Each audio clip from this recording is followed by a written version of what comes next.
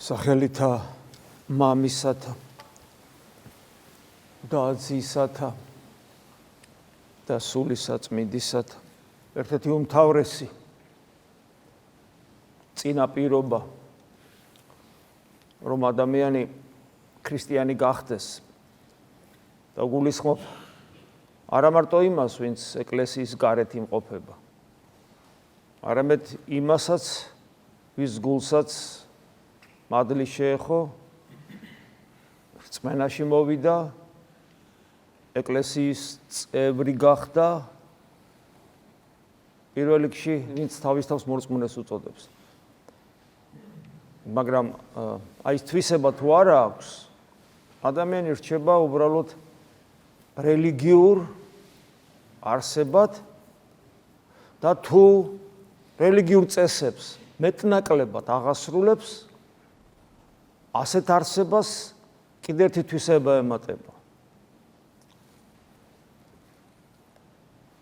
ეს თვისება არის თვითკმაყოფილება.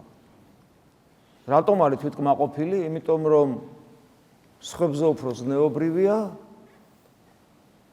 სხვებზე უფრო კარგია, იმიტომ რომ რაღაც წესები არსებობს ღმერთისგან მოცემული, რომელსაც ასრულებს და შესაბამისად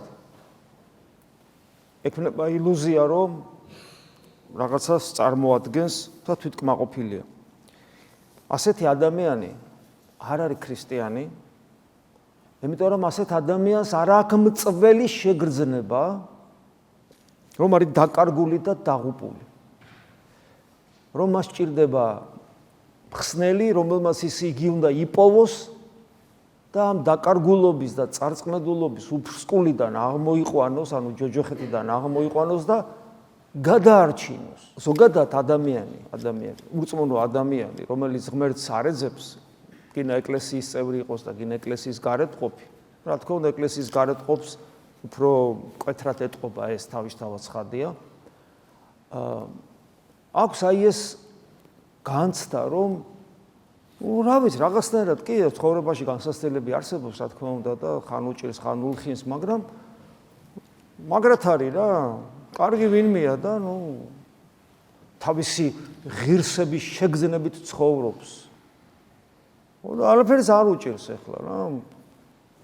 თან თუ რაღაცა ღირსების რაღაც საკითხები ესმის და ზნეობრივი ნორმებს იცავს, არ გზნობს თავს დაკარგულად, დაღუპულად, ხსნელის საჭიროებას ვერ გზნობს. და დღეს ჩვენ უკვე ნელ-ნელა შევდივართ დიდმარხვის მომზადების პერიოდში და პირველი კვირა ეს დიდმარხვის მომზადებისა ზაქეს კვირად იწოდება, დღეს ზაქეს კვირაა და ვინ არის ზაქე? ზაქე არის კი, ახლა არ უყვართ ზაქე, იმიტომ არ უყვართ, რომ თავის თანამემამულეებს რომ ის არის მეზვერია, ანუ მებაჟია ფაქტიურად და თან ის გამდიდრებული მებაჟია, ანუ კორუმპირებული მებაჟია. მაგრამ აი ნახეთ რა საინტერესოა, რომ ეს ადამიანი, რატომ არის ზაქე მნიშვნელოვანი, ხო, ჩვენთვის? აი დიდმარხვის მომზადების პერიოდი რა არის? აი როგორი თვისებებით უნდა ვიყოთ აღჭურვილი, რომ მარხვა იყოს მარხვა და მე აღდგომის განცდელები გავხდეთ. აღდგომამდე კიდე ქრისტეს ტკივილების განცდელები გავხდეთ. აი რა თვისებებით უნდა აღვიჭურვოთ, ეს ამას ნიშნავს, ხო, მომზადების პერიოდი და ეს ყველაფერი დიდ მარხვასაც უკავშირდება. ეს ადამიანი მიუხედავად იმისა, რომ უაღრესად წარმატებულია ამ სოფლიურ თვალსაზრისით, ეს ადამიანი ვერ ისვენებს. ამ ადამიანს შინაგანად რაღაც აკლია, არ არის ბედნიერი, სულ რაღაც ძიების პროცესია. მას აწუხებს, სინდისი აწუხებს თუ რა ვიცი რა აწუხებს. ფაქტია, რომ გაიგებს, რომ ქრისტე მოდისო, საერთოდ დაავიწყდება თავისი დიდკაცობა და ტანად პატარა რო იყო და რო ვერ ხედავდა იქ ხეზი აძვრა. ანუ ყველას დასანახავად თანამდებობისათვის შეუფერებლად იქცევა. და მიზეზი ერთადერთია. ის თავს გძნობს, რომ არ არის ისე როგორც უნდა იყოს. ეხლა ჩვენ ხო ვერ ვკითხავთ ზაქეს, მაგრამ ალბათ გძნობდა, რომ ყველაფერი კი მაქვს ამ ქვეყანაზე, დაღუპული კაცი ვარ მე რა, რა მეშველება მე, დაღუპული კაცი, დაკარგული კაცი, წავწყმდები. და გვახსოვს ხო რომ უფალი რომ გაჩერდება ეთქვის ჩამოდი მე შენთან სახლში მოვდივარ და დაიწყება ამ ადამიანის გადარჩენა თავისი ოჯახით. უფალი ამბობს მერე როცა არ ესმით მისი რატო შევიდა ზაქესთან ამ საშინელ ადამიანთან ოჯახში რატო შევიდა უფალი სიტყვები გახსოვთ ხო დღეს აღმოვიკითხეთ მოვიდა ძეკაცისა მოძიებად და ცხოვრებად წარწყმედულისა ამისთვის მოვიდა შენ თუ დაღუპული არ ახარ და დაკარგული თუ არ ახარ ქრისტე შენთვის არ მოსულა თუ გინა ყოველ დღე ეზიარებოდე და თუ გინას კვნილს ხელიდან არ უშვებდე თუ გინას უქველმოქმედებდე თუ გინას უკეთილშობილებას აფრქვევდე თუ შენ თავს არ გზნობ რომ დაღუპული ხარ და დაკარგული ხარ და შველა გჭირდება და რატო არ გზნობ ვიცი იმიტომ რომ კაი ტიპი ხარ მაშინ შენ ქრისტე შენთვის არ მოსულა ეს ძალიან მნიშვნელოვანია რომ გვიცოდე და ეს იცით როგორი რთული მოსაპოვებო ჩვენი ეგოიზმი და ჩვენი პატივმოყვარეობა და ჩვენი ეს ცრუღირსებების შეგრძნება და ჩვენი სიმართლე და ჩვენი თავდაჯერებულობა და მოკლედ ეს ისეთი რთული მოსაგვარებელია ეს ისეთი რთული დასამარცხებელია ეს დემონური მდგომარეობა დემონური ჩვენ ისე გახსოვთ ხო ის დემონური თესლი როგორ ჩავარდა და რა გამოიწვია ჩვენ აზზე მოვედით და ჩვენ შეგვიძლია კეთილი და ბოროტი გავარჩიოთ იმ ნაყოფიდან გამომდინარე ჩვენ ვიცით რა არის სწორი და რა არ არის სწორი ანუ ჩვენ სიმართლის მატარებლები ვართ და ეს სიმართლის მეტრობის განცდა გვაქვს რა ჩვენ შეგვიძლია გავარჩიოთ ჩვენ ვიცით რა ვიცით ჩვენ გესმის ვიცით აი ღმერთებივით მე საფრთხო ირონია როა აი ნა ღმერთებივით გახდენო იციანო კეთილი რა არის და ბოროტი რა არის სწორი რა არის არასწორი რა არის სამართლიანი რა არის არასამართლიანი აი ადამიანს ეს დაემართა და ეს გენეტიკური მემკვიდრეობა მოყვება ჩვენ ამის დამარცხება ამის ესე იგი ამის მოსპობა ჩვენში ესე მარტივი არ არის ამიტომ არის თავდაბლობა დაბალცნობიერება ის უმთავრესი სათნოება რომლის გარეშეც ქრისტიანობა არ არსებობს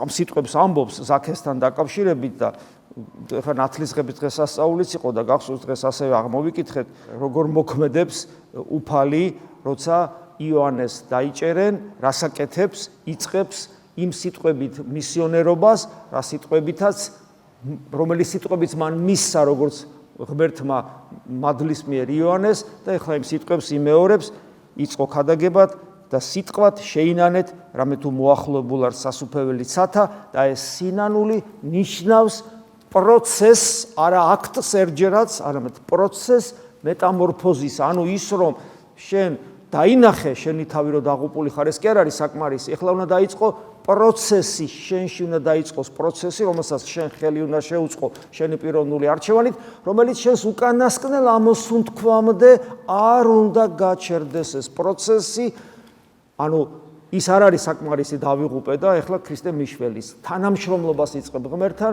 და შენ ამ პროცესის თანამონაწილე ხარ ეს არის მეტანოია ეს არის ცვლილება ქართულად ამას ქვია სინანული გესმით ეს უნდა დაიწყოს ეს პროცესი არასდროს უნდა გაჩერდეს ეს დინამიკაა ხო აი ამ დინამიკას ქრისტიანი უნდა გრძნობდეს ეს არის ყოველდღიური დინამიკა ყოველდღიური საკეთებელი ეს ისეთი მნიშვნელოვანია და იმდანაც მნიშვნელოვანია რომ ეს დინამიკა არ გაჩერდეს და იგი იმდანაც მოწყვლადია და როგორც კი შენ გაჩერდები ისიც გაჩერდება რომ შენ ეს არ გაძლევს დაზინების საშუალებას დასვენების საშუალებას და მუდმივ შემოქმედებით აქტიურ რეჟიმში უნდა იმყოფებოდე მთელი სიცოცხლის განმავლობაში რომ ეს შემოქმედებითი პროცესი სინანულის ანუ მეტამორფოზისა არ გაჩერდეს როგორც კი შენ გაჩერდების გაჩერდება და აი პავლე მოციქული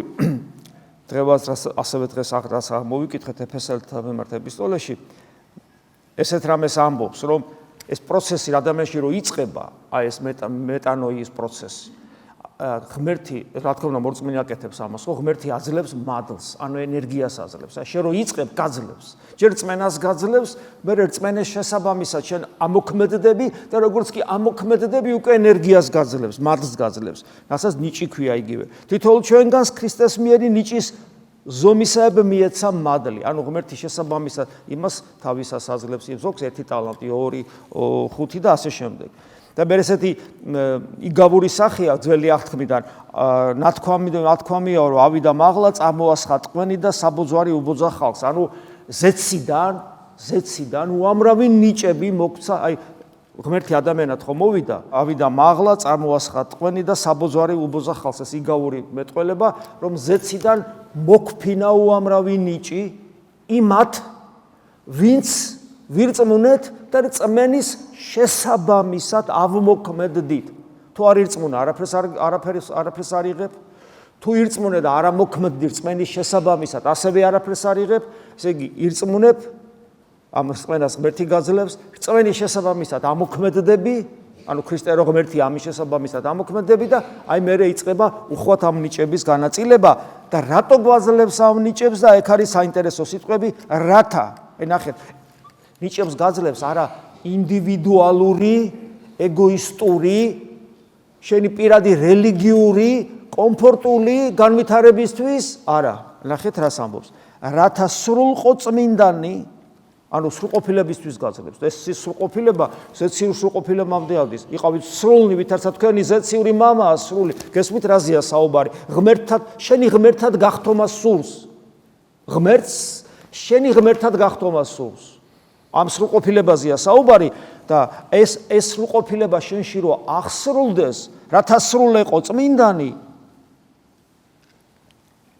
ესე იგი მადლს გაძლევს იმიტომ რათა სრულ ეყო წმინდანი სახურების საქმისათვის არა ანუ ინდივიდუალური ლუარსაბთათქარიძისეული ეგოისტური სიამოვნებისთვის კი არა სახურების საქმისათვის და რა მსახურებაზეა საუბარი ანუ რა უნდა გავაკეთო რა არის საკეთებელი და გვეუბნება ქრისტეს სხეულის აღსაშენებლად ხედავთ ეკლესიის აი როგორ არის განუყოფელი რწმენა და ეკლესია ქრისტეს სხეული ხო ეკლესია განუყოფელი აი როგორ არაფრით არ შეიძლება ადამიანი იყოს ქრისტიანი და ეკლესიის აღშენებლობაში ის მონაწილეობას არ ღებულობდეს არ ედარდებოდეს არ ტკიოდეს არ აწუხებდეს, იმიტომ რომ ეკლესია ხო მოწყვლადია, ეკლესია ხო ამ სოფელშია, ეკლესია ხო უამრავი ბრძოლა, ის ხო ღმერთკაცობრივი ორგანიზმია, ის ხო დასნეულებულია უამრავი ჩვენი სნეულებებით, გესმით? და ბუნებრივია რომ შენ უნდა გტკიოდეს ეს ყველაფერი და კი არ ლანძღავდე, კი არ გარბოდე, ზოგი გარბის, ზოგი ლანძღავს, ზოგი განიკითხავს, ზოგი არის და გიყოფილა გინდა რა, ხოლოდ ეგოისტურად იწოვს მისგან და ხოლოდ ანგარებით უნდა მისგან ყველაფერი, მაგრამ აი ის რომ როგორც შენი გადამრჩენელი, შენი სასუფეველი, შენი დედა, შენი მშობელი, შენი ორგანული ნაწილი, შენი ძვირფასი უფლის მისტიკური სხეული გტკიოდეს ეს თუ არ იქნა და მისი გაჯანსაღებისათვის, მისი გამრავლებისათვის, თუ არ იღწვი და ნიჭები ამისთვის გეძლება და ამაში ხდები შენ სრულყოფილი, ამაში იზრდები შენ როგორც ღმერთი, ამით მოიპოვებ შენ სასუფეველს და სხვა არაფრით. აი აქ არის ერთი პრობლემა. ნახეთ, რამდენჯერმე ვახსენე ეკლესიის პრობლემები, ეკლესიის ტკივილი, ეკლესიაში უამრავი ღმერთი რო ადამიანად მოვიდა წარმოიდგინე ღმერთი ხო ზოგიერთ რელიგიებში ღმერთი სადღაც არის, არ ვერც მიწვდები, ვერც ნახავ, ვერც შეხვდები, ვერც გაიცნობ და მე რაღაც საჩუქრებს მოგცემს თუ კარგად მოიქცევი. ქრისტიანობაში ესე არ არის. ქრისტიანობაში ღმერთი ხო ადამიანად მოვიდა. და ადამიანად რომ მოვიდა, რამდენი ცდუნდა ქრისტე დღესაც ესე. როგორ შეიძლება ქრისტე ღმერთი იყოს? როგორ შეიძლება ღმერთი იყოს ის, ვისაც მოშივდა, ვისაც მოწყურდა, ვინც გაბრაზდა, გახსოვს თუ გამოყარა ისინი. მევაჭრეები ვინც შეურაცხყოფილი იქმნა, ვისაც აფურთხეს, ვისაც ხელი ურტყეს, ფეხი ურტყეს, ვინც ცემეს, ვინც მოკლეს, ვინც საფლავში დაიდო, როგორ შეიძლება ღმერთი იყოს? და ნახე, რელიგიური ადამიანისათვის როგორი საცდური ხდება ადამიანის ღმერთთან მოსვლა. და ეხლა მე ამის მერე, ქრისტე თავის მოწაფეებს ეუბნება, რომ თქვენ ჩემს საქმეს გააგრძელებთ. და დააგრძელებთ არა უბრალოდ თეორიულად და არა უბრალოდ ინფორმაციულად, არამედ მისტიკურად ჩემი სხეულის გაგრძელება ხდებით. ზიარება ეს არის, ეკლესია ეს არის, ხო? და ფაქტობრივად იმის მერე რაც სულიწმინდა ღმერთი გარდამოვიდა, ქრისტეს საქმეს ეკლესია აგრძელებს, როგორც ქრისტეს სხეული, ანუ ეკლესიის მიერ ქრისტე მარადიულად ჩვენთან არის, ხო? და ბუნებრივია, რომ ჩვენით შედგება, ხო, ადამიანებით შედგება. და ესე იგი ადამიანი დგება საცდურის წინაშე, რომ თუ ღმერთი ჩვენთან არის, ეს თეოდორე ესე როგორ იქცევა? ეს მრევლის წევრი ესეთი რატომ არის? ხო? ამ წმინდას ეს რაღაცა რატო მის ცხოვრებაში რატომ არის რაღაცას უცნაურად ვერ გავიგე? რას ნიშნავს? გესმის? საერთოდ ქრისტემ რო განკურნა, პეტრეს სიდედრი და კიდე ვიღაცები განკურნა, რატო ყველა არ განკურნა დედამიწაზე და რატო წავიდა მერე სალოცავად ღამე, გესმით? 1000 რამეს ადამიანის ენას ძვალი არ აქვს, 1000 რამეს იტყვის. და ნახე, ღმერთი რო ადამიანად მოვიდა და ჩვენ თავი გაგვიყადრა თავი. ჩვენ როგორც უსინდისოებს შეშვენის დავდექით და ესე ამოუყურებთ ესე და რაღაცა ისე ვერ არის. და ეს რაღაცა ისე ვერ არის, დღემდე გრძელდება. ესე გვიყურებენ გარედან, ეს ეკლესიაში ესე რატო ხდება, ეს როგორ იქცევა და ასე შემდეგ. და იწყება კრიტიკა. ამიტომ ერთ-ერთი უმთავრესი მნიშვნელოვანი რაც ჩვენ უნდა გქონდეს, თუ მორწმუნენი ვართ, ჩვენ უნდა გქონდეს ნდობა და ხშირად მithქვია, რწმენა და ნდობა სინონიმებია. საღვთისმეტყველო. რწმენა და ნდობა ერთ და იგივეა.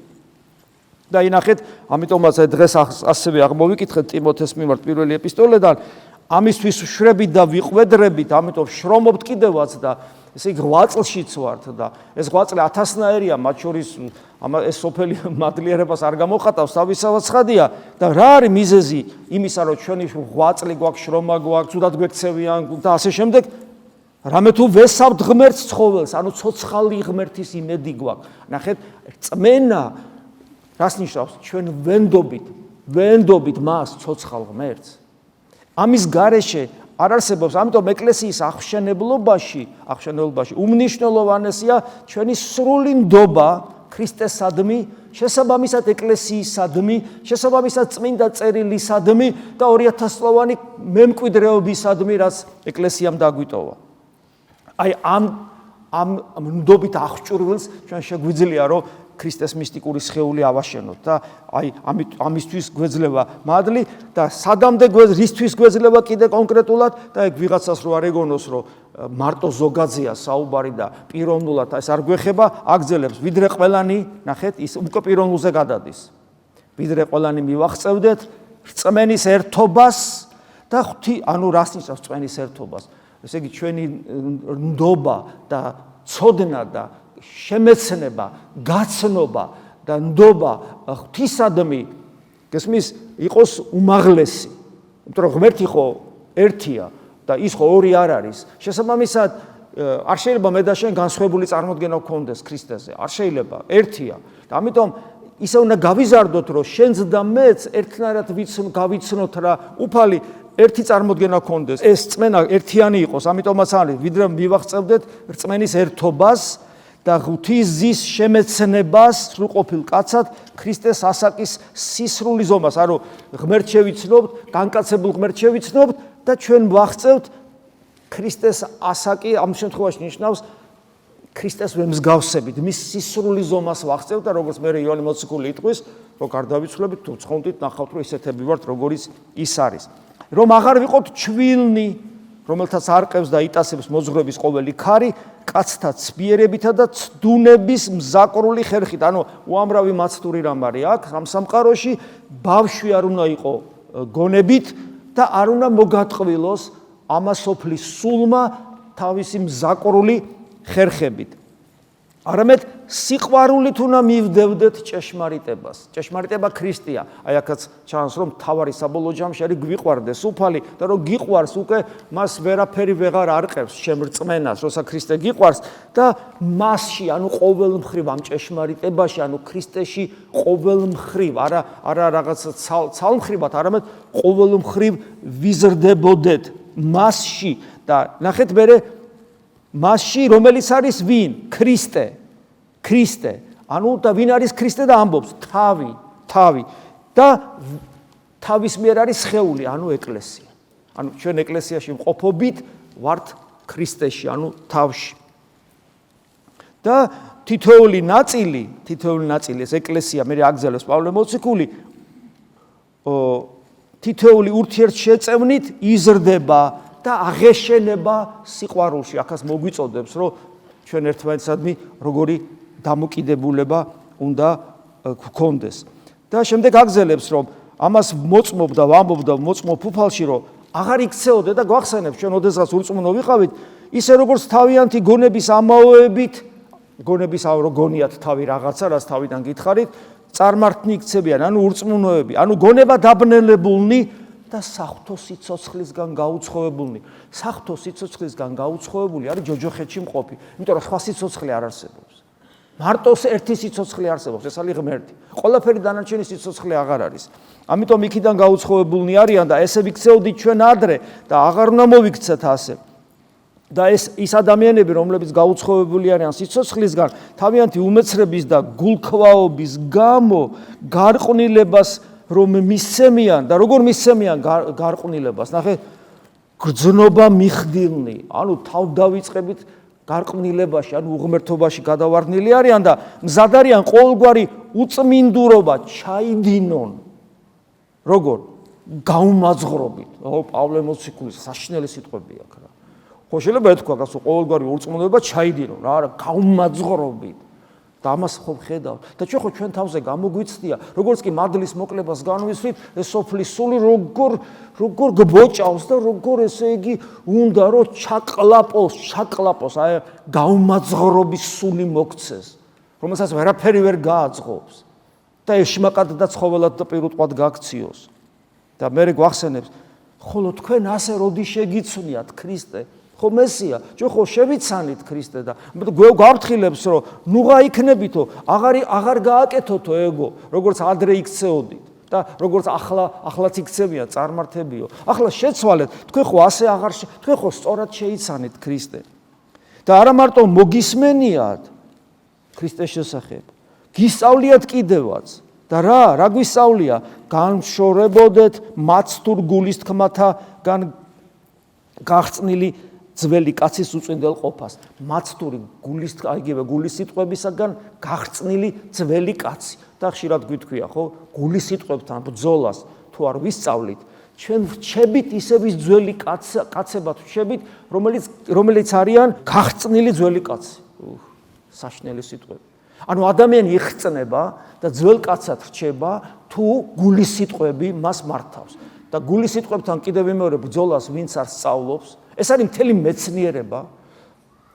წმინდა მამები ამას წერენ, ჩვენი ქადაგებების პრინციპში 80% ამას ეძღვნება, განსაკუთრებით ბოლო პერიოდში, იმიტომ რომ აღმოვაჩინე, რომ ადამიანები აბსოლუტურად მართულები არიან გულის სიტყვებით, ვინც ამას კითხულობს წმინდა მამებს, წმინდა წერილს, ვინც უსმენს ჩვენ სიტყვას და ამას პრაქტიკაში ანხორციელებს, ის იზრდება.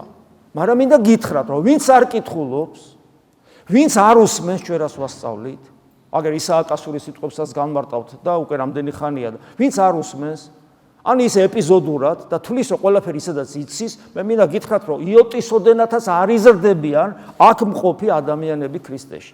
აი როგორებიც იყვნენ, ეგეთებად რჩებიან. ფრთხილად იყავით, იმიტომ რომ დავბერდებით და გარდავიცვლებით. და გულის სიტყვებთან ბრძოლა თუ არ ვისწავლეთ, ეს ნიშნავს იმას, რომ მე გუშინას გითხარით, თუ არ ვწდები, ეშმაკი მართავს ყველაფერს ჩვენში, ჩვენს ფსიქიკას, ჩვენს ნებელობას და აბსოლუტურად ჩვენ ნერვულ სისტემას, ჩვენს აზრებს. და გონია ხარ თავისუფალი, სინამდვილეში ხარ მარიონეტი დაცემული ანგელოზის. აი ეს არის გაღწნილი ძველი კაცი. იმიტომ რომ გულის თქმებით არის მართული. არა მარტო ესე იგი მოგისმენიათ, არამედ გისწავლიათ კიდევაცო, რომ ამას უნდა გაშორდეთ, ანუ პრაქტიკულად ეს ცოდნა ეკლესიაში არსებობს, რომ ამას გავშორდეთ. და უნდა განახლებულიყავითო თქვენო გონების სული რას ნიშნავს? გონების სული. ეს ნიშნავს, რომ სიცოცხლე, რომელიც ჩვენში შთაბერილია და რომელიც ნათლისღებით ჩვენში მოსულია, ანუ ღმერთია ჩვენში, მისით უნდა განვნახილდეთ და შეგემოსათ ახალი კაცი, ღვთის მსგავსად შექმნილი. ვინ არის ეს ახალი კაცის მაგალითი, რომელიც ღვთის მსგავსად არის შექმნილი, თავად განკაცებული იესო ქრისტე. ამიტომ ჩვენ რო ვინათლებით, რა გვესმის ეფესელთა მიმართ ეპისტოლედან პავლე მოციქულის, რაუდენთა ქრისტეს მიერ ნათელ გვიღებიეს, ქრისტე შეგვიმოსიეს და თუ გულის სიტყვებს არ ვებრძვით, ეს ნათელი განგვეძარცვება და რჩებით ისევ ძველ კაცად. მას განიშორეთ სიცრუე და თითოეული თქვენგანი ჭეშმარიტებას აუწყებდეს მოყვას. სიცრუეს რო განაშორები აი ამ ძველი კაცის ყოფას, მერე თითოეული თქვენგანი ჭეშმარიტებას აუწყებდეს თავის მოყვას. ანუ შენი ცხოვრების წესით, შენი გამოხედვით, შენი სიარულის მანერით, შენი ურთიერთობაში გამოვლენილი გზნობებით, ემოციებით და სიტყვით ხდები მისიონერი, ჭეშმარიტებას აუწყებ მოყვას. ანუ რა ხდები, იცით? შენი ცხოვრებით ამოწმებ და ადასტურებ. ყვირი ხარ, მთელი სამყაროს გასაგონად, ხალხო, იესო ქრისტე არის ღმერთი. გესმით? აი ესეთი ხდება შენი ცხოვრება, ეს არის ჭეშმარიტებას აუწყებ და მოყვას, რადგანაცაც და ნახეთ, აქ საოცარია, არა მარტო, იმიტომ ვამბობ, არა მარტო სიტყვით ეუბნები, არამედ მისტიკურად გადადის ჩემი რწმენა შენზე, იმიტომ რომ აგზელებს პავლე მოციქული, ჩვენ ერთმანეთის ნაწილნი ვართ. ერთი ორგანული ძირი, ერთი ძირიდან ვართ აღმოცენებული ადამის ძირიდან და შემდეგ ყველანი თუ ქრისტიანები ვხდებით, ქრისტედან აღმოცენებულები ვართ. ამიტომ ჩვენი ცხოვრება, ერთი ადამიანის სწორი ცხოვრება მეორეზე მისტიკურადაც მოქმედებს, იმიტომ რომ ჩვენ ერთი სული გვაქვს, ეს არის სული წმინდა ღმერთი, ჩვენ ერთი სისხლი და ხორცი გვაქვს, ეს არის ქრისტეს ხორცი და სისხლი. ჩვენ ქრისტეს გონება გვაქვს. და გაერთიანებული ვართ აი ღმერთში, შეიძლება ასე ითქვას, ჩვენი პიროვნული უნიკალურობის შენარჩუნებით. და ეს ყველაფერი ჩვენთვის მოიმოქმედვა ჩვენმა უფალმა იესო ქრისტემ, მამის ნებითა და სულიწმინდა ღმერთის მადლისმიერი მოქმედებით ყველაფერი განსრულდება. ეს ყველაფერი ემსახურება იმას, რომ ჩვენ გადავრჩეთ და მარადისობაში შევიდეთ იმ სიხარულში, რომელიც ღმერთმა ჩვენთვის განამზადა. ამინ. მადლი უფლისა ჩვენისა იესო ქრისტეს და სიყვარული ღვთისა და მამისა და ზიარება სულისა წმინდისა იყოს თქვენ ყოველთა თანა. ამინ.